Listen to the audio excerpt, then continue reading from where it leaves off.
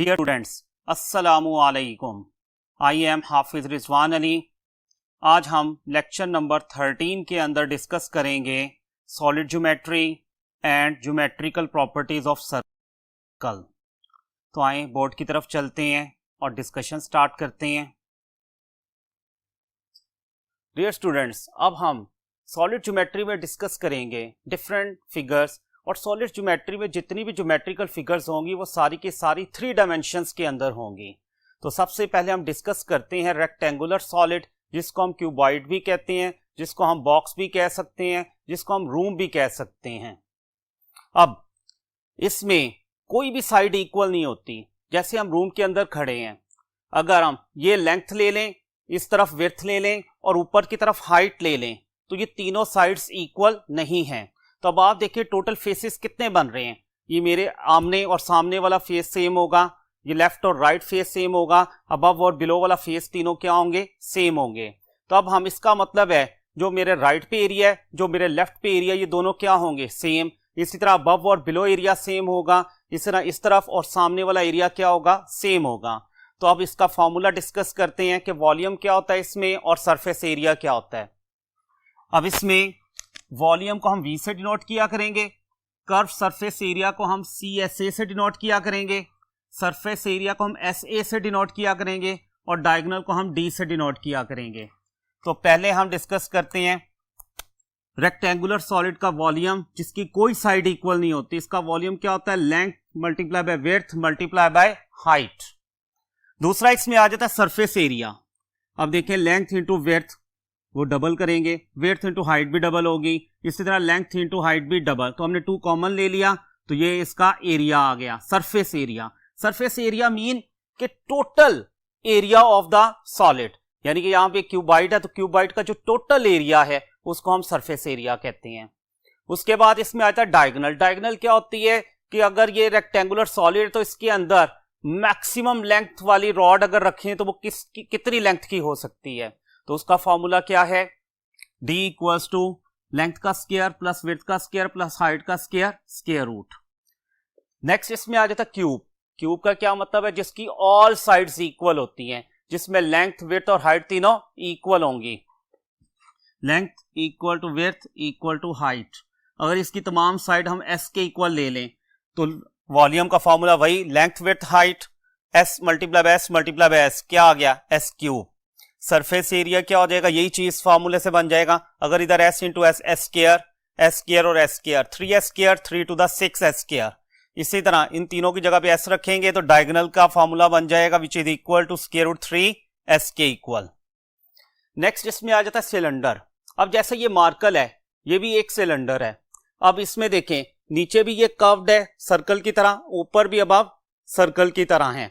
तो अब इसमें सबसे पहले हमने इसका निकालना है वॉल्यूम। तो इसका वॉल्यूम क्या होता है, जो नीचे सर्कल का एरिया पाई आर स्क्वायर, उसको इसकी हाइट से मल्टीप्लाई कर दें, यानी कि इसका फॉर्मूला बन गया पाई आर स्क्वायर एच। तो पाई आर स्क्वायर एच आ गया इसका वॉल्यूम। और जो कर्व सरफेस एरिया वो क्या होता है इसमें, 2 पाई आर एच। ये कैसे कि जब आपने इसमें ये कर्व्ड है, कर्व्ड का जो है सरकमफेरेंस क्या है 2 पाई आर, इसको इसकी हाइट से मल्टीप्लाई कर देंगे तो ये कर्व्ड सरफेस एरिया इसका आ जाएगा। इसके बाद आ जाता है इसका सरफेस एरिया, वही टोटल एरिया। इसका फॉर्मूला क्या है, 2 pi R into R plus H. R इसमें क्या होता है, रेडियस, और एच क्या होता है, इसमें हाइट होती है। अब हम नेक्स्ट बोर्ड की तरफ मूव करते हैं। नेक्स्ट है स्फीयर। स्फीयर भी एक 3 डायमेंशनल फिगर है, जो कि आपने बॉल देखा होगा, बॉल की तरह की होती है। इसका जो सरफेस एरिया का फॉर्मूला है वो है 4 पाई आर स्क्वायर, और इसका जो वॉल्यूम है उसका फॉर्मूला है 4/3 पाई आर क्यूब। आर इसमें क्या होता है, रेडियस होता है। नेक्स्ट आ जाता है कोन। कोन इस टाइप की होती है, इसमें ये रेडियस है, ये इसकी हाइट है, और इसको हम सलांट हाइट कहते हैं। अब इसमें ये राइट एंगल ट्राइंगल है, तो L स्क्वायर किसके इक्वल होगा, H square plus R square के इक्वल। इसके वॉल्यूम का फॉर्मूला है 1/3 पाई आर स्क्वायर एच। इसका कर्व सरफेस एरिया है पाई आर एल, और इसका जो सरफेस एरिया उसका फॉर्मूला है pi R into L plus R. तो डियर स्टूडेंट्स, हमने जितनी भी ज्योमेट्रिकल सॉलिड फिगर्स पढ़ी इन सब का आपको जो फॉर्मूलास दिखाए गए हैं वो अच्छी तरह आपको याद होने चाहिए। अब नेक्स्ट इन्हीं से रिलेटेड हम कुछ क्वेश्चंस को डिस्कस करते हैं। क्वेश्चन है, a room is 6 metre long, 3 metre broad and 2 metre high. The cost of colour washing its walls from inside at the rate of ₹2 per metre square. अब देखें स्टूडेंट्स, वो कहते हैं इनसाइड द वॉल्स। अब अगर हम जहां पे ये रूम है तो इसका मतलब है इनसाइड द वॉल्स कौन सी बन रही हैं, ये मेरे सामने वाली, ये वाली राइट वाली वॉल और लेफ्ट वाली वॉल। तो ये टोटल वॉल्स कितनी बनी, 4 वॉल्स। देखिए स्टूडेंट्स, अब इसमें अगर हम ये लेंथ ले लेते हैं, ये विड्थ ले लेते हैं, ये हाइट ले लेते हैं, तो इसका फॉर्मूला क्या बनेगा, तो इसमें हम निकाल लेते हैं area equal 2 into length multiply by height plus width multiply by height. 2 double है तो 2 कॉमन ले लिया। अब लेंथ मल्टीप्लाई बाय हाइट किसके इक्वल होगी, लेंथ क्या है 6 है और हाइट इसकी क्या है 2 है, प्लस विड्थ इसकी क्या दी है उसने 3 और हाइट क्या है विच इज 2।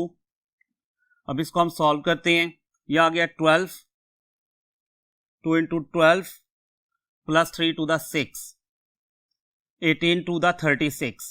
तो ये तो टोटल इसका एरिया निकला है 4 वॉल्स का। तो वो कहते हैं कि अगर वो वॉशिंग कलर करें eight the rate of ₹2 per metre square तो टोटल अमाउंट बतानी है हमने कॉस्ट। तो जो आपका आंसर आया है उसको आपने फिर किससे मल्टीप्लाई कर देना है 2 के साथ, 36 मल्टीप्लाई बाय 2, तो आंसर किसके इक्वल आ गया ₹72। तो कौन सा ऑप्शन बनेगा, बी ऑप्शन। नेक्स्ट क्वेश्चन है, the length of the longest pole that can be kept in a room with dimensions. इसका मतलब है length multiply by width multiply by height.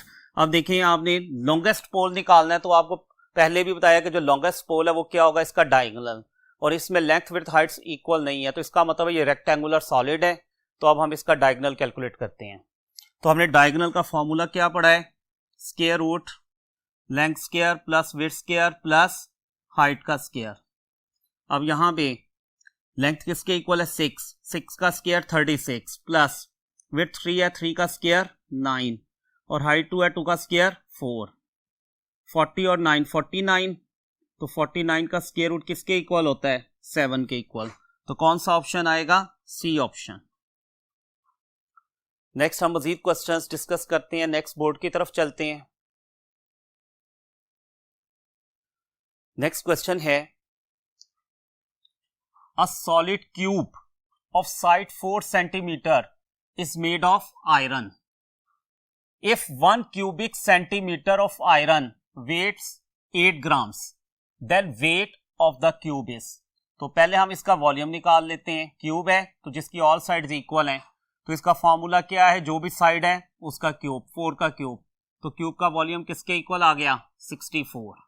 अब वो कहता है ये 1 क्यूबिक सेंटीमीटर उस ये आयरन का बना हुआ है और 1 क्यूबिक सेंटीमीटर आयरन 8 ग्राम्स के इक्वल है।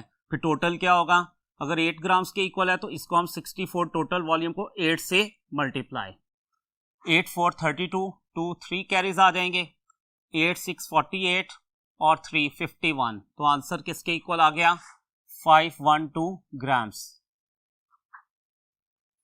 नेक्स्ट क्वेश्चन है, what is the volume of cube whose surface area is। तो अब आप देखें क्यूब का सरफेस एरिया हमने किसके इक्वल पढ़ा है 6s स्क्वायर, किसके इक्वल है 54। यहां से s स्क्वायर किसके इक्वल 6 1 से 6 9 के इक्वल। दोनों तरफ स्क्वायर रूट लेंगे तो s किसके इक्वल आ गया 3 के इक्वल। तो अब हमने वॉल्यूम निकालना है, तो वॉल्यूम का फॉर्मूला क्या होता है s क्यूब। तो ये आ जाएगा 3 का क्यूब विच इज 27। तो कौन सा ऑप्शन बनेगा, डी ऑप्शन। नेक्स्ट है, ए cylindrical shaped bottle is 21 centimetre high and diameter of its base is 10 centimetre. It's curved surface area is. देखिए स्टूडेंट्स, हाइट उसने हमें दे दिया 21, अब उसने डायामीटर दिया हुआ, तो डायामीटर को 2 पे डिवाइड करें तो वो क्या आ जाएगा रेडियस। तो अब सिलेंडर का कर्व सरफेस एरिया निकालना है, तो इसका हमने क्या फॉर्मूला पढ़ा है 2 पाई आर एच। पाई को हम अप्रॉक्सीमेटली 3.14 है, 3 ले लेते हैं, और रेडियस किसके इक्वल है 5, और हाइट किसके इक्वल है 21। इनको मल्टीप्लाई करते हैं, 3 to the 6, 6 5 30, 30 को 21 से मल्टीप्लाई, 0 3 2 0 2 3 are 6, तो ये अप्रॉक्सीमेटली 630। देखते हैं किसके करीब 3 आ रहा है, तो ये आ रहा है 660 के करीब 3 आ रहा है, तो ये इसका आंसर आ जाएगा। नेक्स्ट क्वेश्चन है, the volume of a cube and volume of cylinder are equal if the edge of the cube, edge side को कहते हैं, and the radius of the cylinder are each 6, दोनों 6 हैं, which of the following is the best approximation of the height of the cylinder, of the height of the cylinder?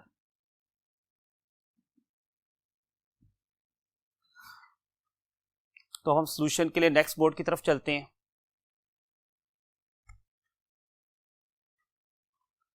देखिए students, इस question का solution है, अब जो cube का volume है वो क्या होता है एस क्यूब, साइड का cube, which is equal to volume of cylinder, तो वॉल्यूम ऑफ सिलेंडर क्या होता है पाई आर स्क्वायर एच। अब उसने हमें क्या कह दिया है कि क्यूब की जो एज है वो 6 के इक्वल है, 6 का क्यूब, और रेडियस 6 के बराबर है सिलेंडर का, 6 का स्क्वायर मल्टीप्लाई बाय एच, तो ये कैंसल, एक पावर रह जाएगी, पाई इधर आके डिवाइड 6 ओवर पाई, तो हमने हाइट अप्रोक्सीमेटली बतानी है, तो अगर हम पाई को 3 के इक्वल ले लें तो 6 ओवर 3, तो ये एच किसके इक्वल आ गया 2 के इक्वल। तो देखें स्टूडेंट्स, 2 ऑप्शन हमें दिया हुआ उसने, तो ये अप्रोक्सीमेटली 2 ही आ जाएगा। नेक्स्ट क्वेश्चन है, surface area of sphere is, its volume is. अब सरफेस एरिया का फॉर्मूला है स्फीयर का 4 पाई आर स्क्वायर विच इज 64 पाई, यहां से आर स्क्वायर किसके इक्वल हो गया 64 पाई ओवर 4 पाई, ये कैंसल, ये भी 16 से कैंसल, तो जब हम स्क्वायर रूट ले लेंगे तो आर किसके इक्वल हो गया 4 के इक्वल। अब हमने स्फीयर का वॉल्यूम निकालना है, तो उसका फॉर्मूला क्या है 4/3 पाई आर क्यूब, तो आर किसके बराबर है 4 का क्यूब क्या हो जाएगा 64। उसी तरह हम पाई को अप्रोक्सीमेटली 3 ले लेते हैं, ये कैंसल, ये मल्टीप्लाई, 4 4 16, 6 1 24 और 1 25, 256 के अप्रोक्सीमेट कौन सा आंसर आ रहा है विच इज 268। नेक्स्ट क्वेश्चन है, a right circular cone is 8 centimeter high and radius of its base is 2 centimeter. It is melted and recasted into a sphere. The radius of the sphere is, देखिए students, कोन को melt करके sphere बनाया गया है, तो इसका मतलब है जो कोन का वॉल्यूम और स्फीयर का वॉल्यूम क्या होंगे इक्वल, तो कोन का वॉल्यूम क्या होता है 1/3 पाई आर स्क्वायर एच, और जो स्फीयर का वॉल्यूम है वो किसके इक्वल है 4/3 पाई आर क्यूब। क्योंकि एक का रेडियस निकाला है, हम डिफरेंट करने के लिए इसको R1 कर देते हैं, इसको हम R2 कह देते हैं, तो ये वाला 3 3 से क्या हो गया कैंसल, पाई पाई से कैंसल हो गया। अब आप देखें जो कोन है वो 8 सेंटीमीटर हाई है, तो H 8 के इक्वल, और रेडियस इसका 2 है, तो 2 का स्क्वायर क्या हो गया 4, 4 मल्टीप्लाई बाय R2 का क्यूब, ये कैंसल, तो R2 का क्यूब किसके इक्वल हो गया 8 होता है 2 का क्यूब, तो देखें पावर सी में तो बेस इक्वल कर देंगे, तो R2 किसके इक्वल आ गया 2 के इक्वल, तो स्फीयर का रेडियस किसके इक्वल आ गया which is 2 centimetre. Next question है, the height of a rectangular solid is twice its length. अगर लेंथ x है तो हाइट किसके इक्वल हो गई twice, and 4 times its width, और जो हाइट है 4 टाइम्स विड्थ है, तो विड्थ को हम फिर 4 पे क्या कर देंगे डिवाइड कर देंगे, कि हाइट से 4 टाइम्स ज्यादा या 4 पे डिवाइड कर दें, एक ही बात है। उसके बाद इट्स वॉल्यूम इज 64, इसका मतलब लेंथ विड्थ और हाइट तीनों को मल्टीप्लाई करें तो वो वॉल्यूम आ जाएगा, और वो किसके इक्वल है विच इज 64। तो कहते हैं इट्स हाइट, हाइट बतानी है हमने, तो अब आप देखें पहले हम कैंसिल करते हैं, 2 2 4 4 से कैंसल, एक्स क्यूब, 64 क्या होता है 4 का क्यूब, तो यहाँ से x किसके इक्वल आ गया 4 के इक्वल। अब हाइट निकालनी है तो हाइट किसके इक्वल है 2x, तो x की वैल्यू लगा दें, तो हाइट किसके इक्वल आ गई 8 के इक्वल, तो कौन सा ऑप्शन बनेगा डी ऑप्शन। नेक्स्ट क्वेश्चन है the sum of all the faces of a cube. Cube में हमने डिस्कस किया 6 एजेस होते हैं, तो हर एक की लेंथ s होगी, तो टोटल सम क्या हो जाएगा 6s is 12। What is the volume of a cube, यहां से s किसके इक्वल आ गया 2 के इक्वल, तो वॉल्यूम निकालना है क्यूब का, तो फॉर्मूला क्या बनेगा s क्यूब, तो s यहां पे क्या है 2 का क्यूब, तो वॉल्यूम किसके इक्वल आ गया 8 के इक्वल, तो कौन सा ऑप्शन बना डी ऑप्शन। अब हम नेक्स्ट बोर्ड की तरफ मूव करते हैं।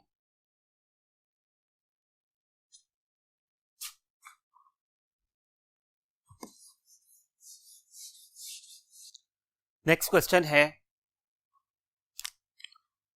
The curved surface area of a solid cylinder is 880 and its height is 10. What is the circumference of the base of the cylinder is? Dear students, हमने cylinder के surface area का formula पढ़ा था, वो किसके equal होता है surface area equal to 2 pi RH। अब ये किसके इक्वल दे दिया उसने हमें 880 के इक्वल। अब यहां पे उसने हाइट भी दे दिया 10 के इक्वल, तो 2 into pi into R into 10 equal to 880। ये एक जीरो कैंसिल हो गया, ये 2 पाई उधर जाकर डिवाइड हो जाएगा, 88 ओवर 2 पाई, ये कैंसर 44 ओवर पाई आ गया।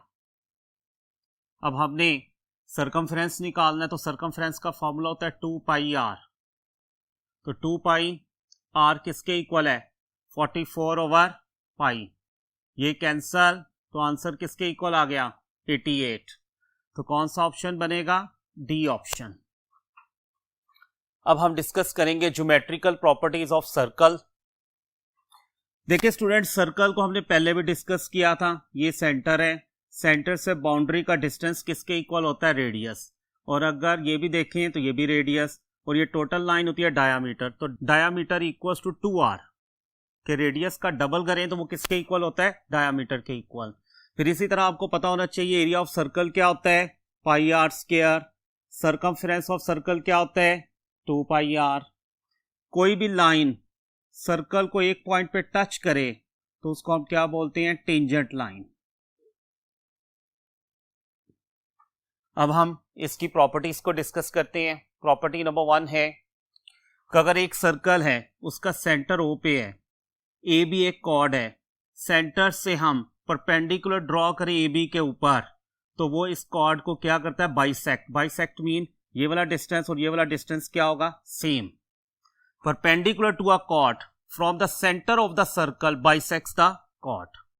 अब इसी तरह अगर ये एक कॉर्ड है, इसका परपेंडिकुलर बाइसेक्टर लें तो हमेशा सर्कल के सेंटर में से पास होगा। Perpendicular bisector of a cord of a circle passes through the center of the circle। Third property है कि अगर ए बी और सी डी 2 कॉर्ड्स हैं, अगर ये दोनों इक्वल हो तो इनकी कोरेस्पॉन्डिंग जो आर्क्स हैं वो भी इक्वल होंगी। यही फ्रेंड ऑन लीफ की कंडीशन है कि अगर आर्क्स इक्वल होंगी तो फिर ये दोनों कॉर्ड्स भी इक्वल होंगी। तो अब अगर हम देखें, अगर ए बी और सी डी कॉर्ड इक्वल है, ये इफ एंड ऑन लीफ है, ये एरो ऐसे और ऐसे एरो लगाएं, इसका मतलब अगर ये है तो ये ट्रू है, अगर ये लें तो ये ट्रू है, तो arc A B equal to arc C D के इक्वल होगा। नेक्स्ट बोर्ड की तरफ चलते हैं। नेक्स्ट प्रॉपर्टी है number 4, if two chords of a circle are equidistant from the center of the circle they are equal। अब देखें ये दो कॉर्ड्स हैं ए बी और सी डी, सेंटर से अगर इसके ऊपर ये परपेंडिकुलर डिस्टेंस लें और इधर से दूसरी कॉर्ड का डिस्टेंस लें, अगर ये दोनों इक्वल हों पी और क्यू, तो इसका मतलब ये दोनों कॉर्ड्स क्या होंगे इक्वल होंगे। इसका कन्वर्स भी है कि अगर ये दोनों कॉर्ड्स इक्वल हों then they are equidistant from the centre of the circle, कि अगर ए बी सी डी के इक्वल है तो ये वाला डिस्टेंस P और Q दोनों क्या होंगे, इक्वल होंगे। नेक्स्ट प्रॉपर्टी नंबर 6 है कि अगर ये कॉर्ड सेंटर से एंगल 2x बनाए तो यही कॉर्ड सरकमफ्रेंस से एंगल x बनाएगी। अगर ये सेंटर से 2x है तो सरकमफ्रेंस से क्या आएगा, x, इसका हाफ आएगा। यानी कि हम लिख सकते हैं एंगल ACB इक्वल, यानी कि ACB का डबल करेंगे तो वो किसके इक्वल आ जाएगा, AOB के इक्वल आ जाएगा। नेक्स्ट प्रॉपर्टी है an angle in a semi circle is a right angle. देखें ये एक सेमी सर्कल है, इसके ऊपर अगर हम दो लाइन सर्कल के ऊपर लें, एक हमने ये लाइन ली, एक ये लाइन, एक ट्राइंगल बनेगी, तो इसके दरमियान एंगल क्या होगा, 90 डिग्री का। APB का एंगल 90 डिग्री है। नेक्स्ट है 8, a tangent to a circle is perpendicular to the radius at the point of contact. ये सर्कल है, ये इसकी एक टेंजेंट लाइन है, ये हमने रेडियस लिया। रेडियस हमेशा पॉइंट ऑफ कॉन्टैक्ट के ऊपर क्या होता है, परपेंडिकुलर, यानी कि radius is perpendicular to tangent line. और जो सर्कल के ऊपर पॉइंट है और टेंजेंट के ऊपर पॉइंट है, इसको हम बोलते हैं पॉइंट ऑफ कॉन्टैक्ट। नेक्स्ट है सर्कल के जो आउटसाइड पॉइंट लेते हैं उससे हमेशा दो ही टेंजेंट सर्कल के ऊपर ड्रॉ हो सकते हैं। एक हमने टेंजेंट ड्रॉ किया PA, एक हमने इसी पॉइंट से टेंजेंट ड्रॉ किया PB, और ये दोनों टेंजेंट्स की लेंथ सेम होती है कि PA किसके इक्वल होता है, PB। फिर अगर हम एक लाइन सेंटर से लें इसी पॉइंट से जहां से हम टेंजेंट ड्रॉ कर रहे हैं, तो इसके दरमियान जो ये एंगल आते हैं ये दोनों क्या होते हैं, इक्वल होते हैं। अगर हम ये देखें ये भी रेडियस है, ये भी रेडियस है, तो इसके मुताबिक ये वाले एंगल भी इक्वल होते हैं। ये वाला एंगल और ये वाला एंगल दोनों क्या होंगे, इक्वल होंगे। नेक्स्ट बोर्ड की तरफ मूव करते हैं। नेक्स्ट है angles in the same segments are equal. अब आप देखें ये हमने एक सेगमेंट लिया, यहां से इसका ये पहला एंगल लिया, इसको APB कह दिया, इधर से दूसरा एंगल लिया AQB, तो इनके जो एंगल्स बनेंगे ये दोनों क्या होंगे, सेम होंगे, कि APB और AQB का एंगल क्या होगा, सेम होगा। उसके बाद है साइक्लिक क्वाड्रिलेटरल। साइक्लिक क्वाड्रिलेटरल क्या होती है, ऐसी क्वाड्रिलेटरल जिसके चारों वर्टिसेस सर्कल के ऊपर लाई करें, उसको हम साइक्लिक क्वाड्रिलेटरल कहते हैं। जैसे हमने ये सर्कल लिया, ये पॉइंट है, क्योंकि क्वाड्रिलेटरल में 4 पॉइंट्स होते हैं और ये चारों क्या हैं, सर्कल के ऊपर, तो ये साइक्लिक क्वाड्रिलेटरल है। इनके हमने एंगल्स ले लिए, ये ABCD, ये एक्सटर्नल एंगल है E। तो अब इसमें जो ऑपोजिट एंगल्स हैं उनका सम 180 होता है, सप्लीमेंट्री होते हैं। A + C 180, B + D 180, और जो एक्सटीरियर एंगल होता है इसके ऑपोजिट इंटीरियर एंगल ये है, ये इसके इक्वल होगा, तो E किसके इक्वल होगा, A के इक्वल। अब हमने जो प्रॉपर्टीज डिस्कस की हैं उसी से रिलेटेड हम क्वेश्चंस को डिस्कस करते हैं। The statement of questions 1 to 4 are same. ये स्टेटमेंट नेक्स्ट 4 क्वेश्चंस के लिए सेम है कि given that O is the centre of the circle, find the values of A and B। तो अब हम देखते हैं क्वेश्चन नंबर 1 में। अब ये हमारे पास फिगर है, इसमें देखें ये परपेंडिकुलर ड्रॉप हुआ सेंटर से कॉर्ड के ऊपर, तो इसको क्या कर रहा है, बाइसेक्ट कर रहा है, और ये एंगल क्या होता है, परपेंडिकुलर, तो 90। तो इसका मतलब है A का आंसर किसके इक्वल आ गया, 90 डिग्री। फिर ये एक ट्राइंगल बन रही है, तो इसके तीनों एंगल्स का सम क्या होगा, 180। तो A 90 हो गया, 90 + 50 + B = 180। तो यहां से B की वैल्यू निकाल लेंगे, 180 - 90 - 50, तो ये 180 - 90 90, 90 - 50 किसके इक्वल आ गया, 40। तो A 90 है और B 40 है, तो कौन सा ऑप्शन बनेगा, D ऑप्शन। नेक्स्ट क्वेश्चन है, अब स्टेटमेंट यही है कि वो सेंटर ऑफ द सर्कल, हमने AB की वैल्यू फाइंड आउट करनी है। अब देखिए उसी तरह सेंटर से परपेंडिकुलर ड्रॉप हो रहा है, तो ये इसमें ये वाला डिस्टेंस क्या आएगा, इक्वल आएगा। अब हमने दो एंगल्स निकालने हैं। अब आप देखें ये भी रेडियस है तो ये भी रेडियस है, अगर ये 10 है तो ये साइड भी क्या होगी, 10 इस पूरी ट्राइंगल में। तो जो साइड सेम होती है उनके ऑपोजिट एंगल भी सेम होते हैं। इसके ऑपोजिट 50 है तो इसके ऑपोजिट ये वाला एंगल किसके इक्वल होगा, 50 डिग्री के इक्वल। और ये वाला एंगल हमें पता है किसके इक्वल है, 90। तो इस ट्राइंगल के तीनों एंगल्स का सम किसके इक्वल, 180। B + 90 + 50 = 180। यहां से हम B की वैल्यू निकाल लेते हैं, 180 -90 -50, 90 -50 किसके इक्वल आ गया? 40 के इक्वल। तो यहां से हमने b की वैल्यू निकाल ली। अब हमने किसकी वैल्यू निकालनी? हमने निकालनी है a की वैल्यू। तो ये राइट एंगल ट्राइंगल है, पाइथागोरस थ्योरम लगा देंगे। हाइपोटेन्यूज का स्क्वायर 100, बेस का square a square plus perpendicular का स्क्वायर 5 का स्क्वायर 25। तो यहां से देखिए 100 - 25 किसके इक्वल हो गया? 75 इक्वल टू a स्क्वायर। तो यहां पे जब हम स्क्वायर रूट करेंगे दोनों तरफ, तो a का स्क्वायर, a स्क्वायर का स्क्वायर रूट a, और 75 को हम लिख सकते हैं 25 मल्टीप्लाई बाय 3। तो 25 का स्क्वायर रूट 5 और 3 का स्क्वायर रूट वैसे ही आ जाएगा।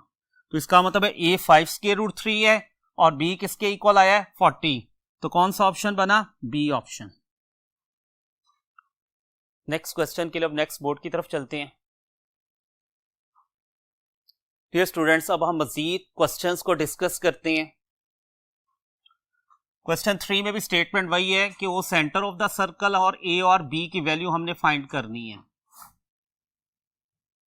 अब देखें भाई, इसमें अभी उसने कोई ये नहीं बताया कि ये डिस्टेंस सेम है नहीं है। तो इसका मतलब ये परपेंडिकुलर ड्रॉप करें तो ये दोनों डिस्टेंस सेम होंगे। तो इसका मतलब है ए किसके इक्वल होगा? 90 के equal.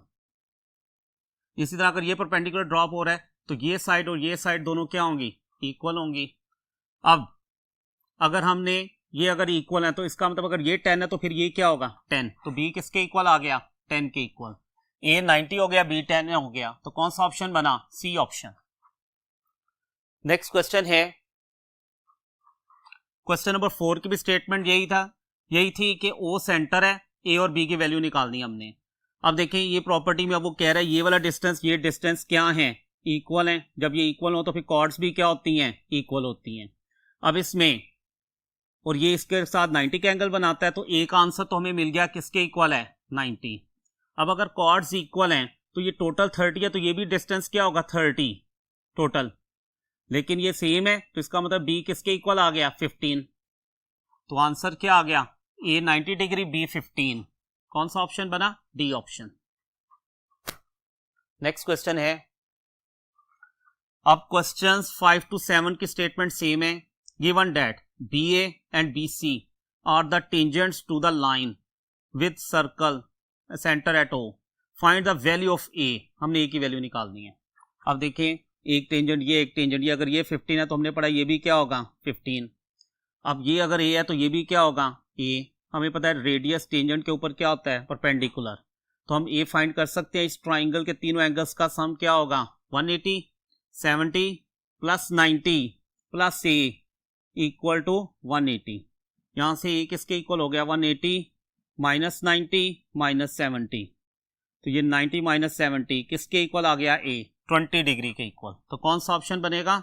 A option. Next question है, स्टेटमेंट यही है कि ये ए बी भी टेंजेंट और बी सी ए भी क्या है? टेंजेंट है। अब हमने वैल्यूज वही ए और बी की फाइंड आउट करनी है। तो अब आप देखें डियर स्टूडेंट्स, अगर ये 40 डिग्री है तो ये वाला एंगल भी क्या होगा? 40 डिग्री। अब ए बी की लेंथ 12 है तो बी की लेंथ भी किसके इक्वल आ गई? 12 के इक्वल। अब हमने ये फाइंड करना है और हमें पता है रेडियस टेंजेंट के ऊपर क्या होता है? परपेंडिकुलर। तो इन तीनों एंगल्स का सम, क्योंकि ट्राइंगल है तो 180 के इक्वल। तो ये आ जाएगा ए प्लस 40 प्लस 90 इक्वल टू 180। यहां से ए किसके इक्वल आ गया? 180 माइनस 90 माइनस 40। ये 90 माइनस 40 किसके इक्वल हो गया? 50 के इक्वल। तो अब देखते हैं ऑप्शन कौन सा बन रहा है। ए 50 है और बी 12 है, तो बी ऑप्शन इसका आंसर है। नेक्स्ट क्वेश्चन है, अब इसमें भी वही ए बी और ए सी टेंजेंट्स हैं। कहते हैं ए की वैल्यू कैलकुलेट करें। अगर ऐसी लाइन ड्रॉ करते हैं इस पॉइंट से सेंटर तक, तो हमें पता टोटल 80 है, तो ये एंगल क्या होगा? 40 और ये वाला भी क्या होगा? 40। और ये भी हाफ हाफ होता है, तो इसका मतलब है अगर ये x ले लें तो ये भी क्या होगा? x। तो x plus X two X A के इक्वल हो जाएगा। अब हमें पता है ये एंगल क्या है? 90। इस ट्राइंगल को यूज करते हैं तो क्या आएगा? x plus 90 plus 40 equal to 180। यहां से x क्या हो गया? 180 माइनस 90 माइनस 40। 90 माइनस 40 50। अब अगर ये 50 है तो ये भी 50 होगा, तो 50 प्लस 50, तो a किसके इक्वल हो गया? 100 के इक्वल। तो इसका ऑप्शन कौन सा आएगा? C option. अब हम नेक्स्ट बोर्ड की तरफ मूव करते हैं।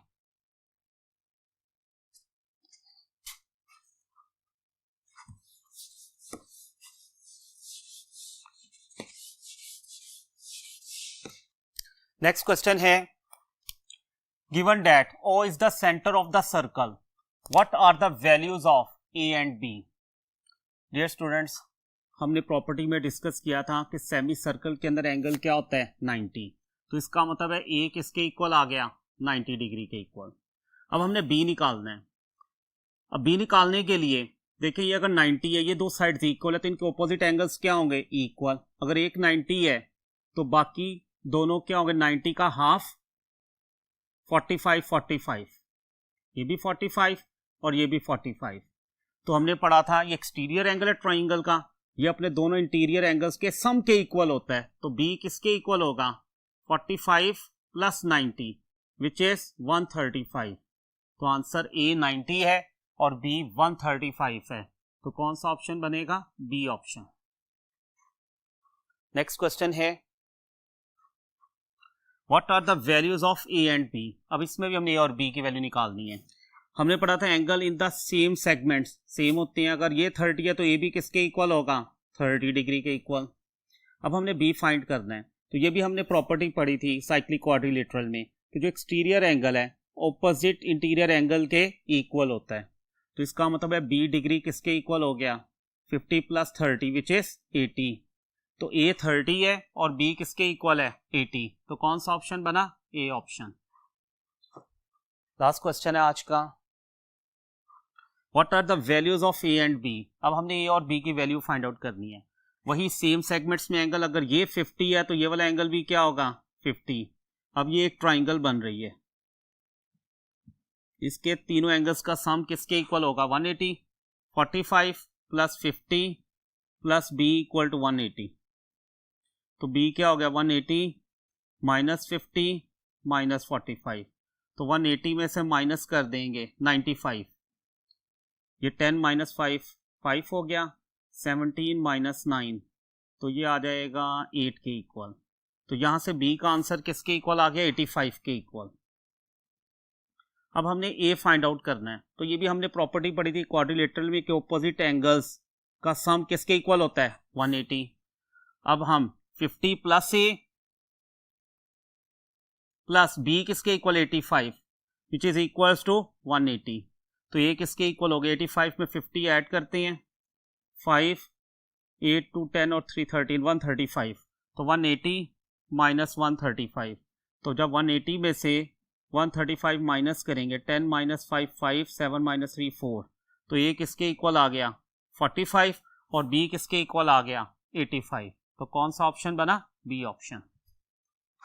डियर स्टूडेंट्स, आज का लेक्चर कंप्लीट होता है। आज हमने बड़े इंपॉर्टेंट टॉपिक्स पढ़े जिसमें हमने सॉलिड ज्योमेट्री पढ़ी और ज्योमेट्रिकल प्रॉपर्टीज ऑफ सर्कल्स पढ़े। उम्मीद है कि आज का लेक्चर भी आपको अच्छी तरह समझ आया होगा।